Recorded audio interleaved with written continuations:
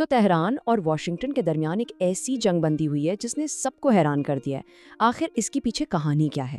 تو سوال یہ ہے، کیا ڈونلڈ ٹرمپ نے ایران کے سامنے گھٹنے ٹیک دیے؟ یا پھر یہ طوفان سے پہلے کی خاموشی ہے، وہ بھی صرف 2 ہفتوں کی؟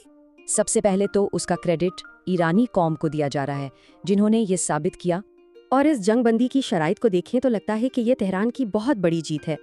آبنائے ہرمز پر کنٹرول، تمام پابندیاں ختم اور امریکی فوجیوں کا انخلاء۔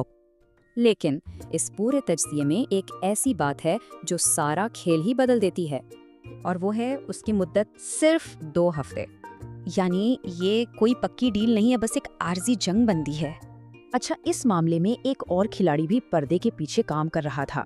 تہران کے پیغامات سے پتہ چلتا ہے کہ پاکستان نے یہ جنگ بندی کروانے میں بڑا کردار ادا کیا، لیکن تجزیہ نگار کہتے ہیں کہ بہت محتاط رہنے کی ضرورت ہے، خاص طور پر ماضی کو دیکھتے ہوئے۔ یعنی صبح کو ڈیل کرنا اور شام کو اس سے مکر جانا۔ تو سوال یہ اٹھتا ہے، کیا یہ واقعی امن کی طرف قدم ہے یا صرف ایک اسٹریٹجک چال؟ کہیں ٹرمپ کوئی نیا ٹرمپ کارڈ کھیلنے کی تیاری تو نہیں کر رہے؟ تو کیا ٹرمپ اس بار اپنی بات پر قائم رہیں گے؟ یہ ایک بہت بڑا سوال ہے۔